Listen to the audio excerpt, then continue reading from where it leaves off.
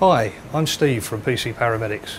Today I'd like to take you through the major components that you'll find inside your PC and how to change some of them.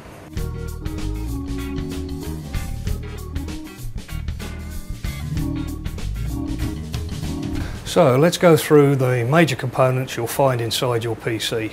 And for this, I've stolen my colleague Danny's PC, a little one he calls Deirdre. I'm sure he won't mind me borrowing Deirdre for a few minutes.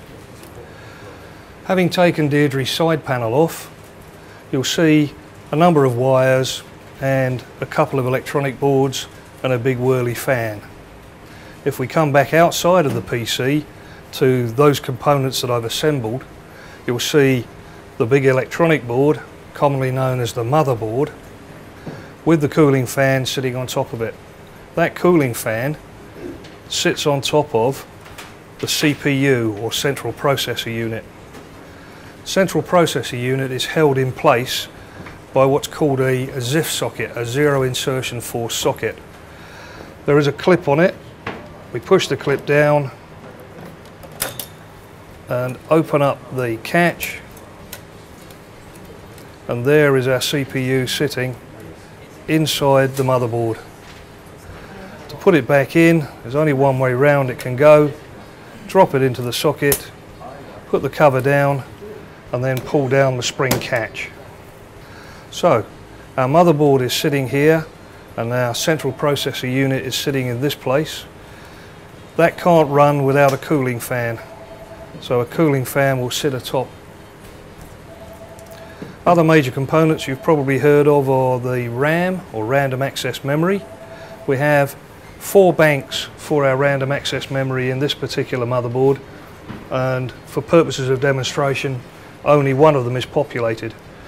One of the things you might want to do is go to your local PC store and purchase some additional RAM and install it. It's as simple as clicking back the 2 sockets and taking the RAM out. Putting your new RAM in is the reverse operation. The RAM has a keyway that is off center, so there's only one way round it can go, and there is a key corresponding to that keyway sitting off center in the RAM socket. We place the RAM in its correct position through the guides and just give it a gentle click home, and the 2 socket retainers will clip into place in the detents in the RAM board. So changing your RAM or adding more RAM to your PC is broadly as similar as that. Additional parts you'll see are expansion slots. These white ones are known as Pci expansion slots, and this black one is typically for a graphics card, and that's known as a PCI Express slot. I've got a graphics card here. On the graphics card is cooling fins and the contacts that will make contact with the motherboard. Installing your graphics card is as simple as locating the correct slot, and again one good firm press down and your graphics card is in place. Coming back to the PCI expansion slots, they're for a number of things. You might want to include a high quality sound card, such as this particular one I've got, a Sound Blaster sound card, well known within the industry. Again, it installs in exactly the same fashion. There's a keyway, so there's only one way round it can go, located in the slot, and a firm click down and it's installed.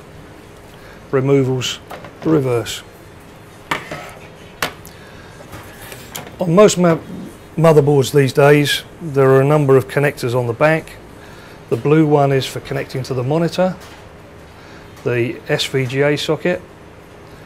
On the top here is an Ethernet socket, and then we have on this particular board 5 USB 2 sockets. Over on the right hand side here we have a 5.1 surround sound sound output system. So clearly on this motherboard there is already a sound card, and the sound card I previously showed you wouldn't be needed on this particular motherboard. So Central processing unit, the bit that does all the crunching, basically the engine of the computer. Expansion slots for various purposes such as drawing high quality graphics. Random access memory for short-term memory, it's volatile memory. Anything in the random access memory will be lost when you take the power off. So where do all your programs sit? They sit on the hard disk, your long-term storage. Long-term storage comes in a number of ways, but the most popular these days are IDE and serial ATA.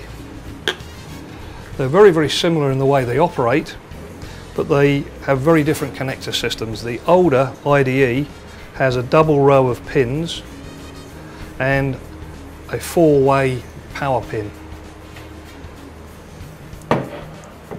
The more common serial ATA or SATA hard disk has a power connector and a shorter data connector. The data cable again is handed. They have broadly an L shape, and there is only one way you can put them on, and they go on with a simple click. The other end will connect to a corresponding socket on the main board or motherboard. The remaining components are quite simple components. The power supply, from which all these cables come, they power up the power connector on the main board, this white connector here, and they power up the CD-ROM shown at the top of Deirdre, and of course, as we've just discussed, they will also power up the hard disks. Those are broadly the major components of a PC, with the exception obviously of the case. There are a wide range of choices of case.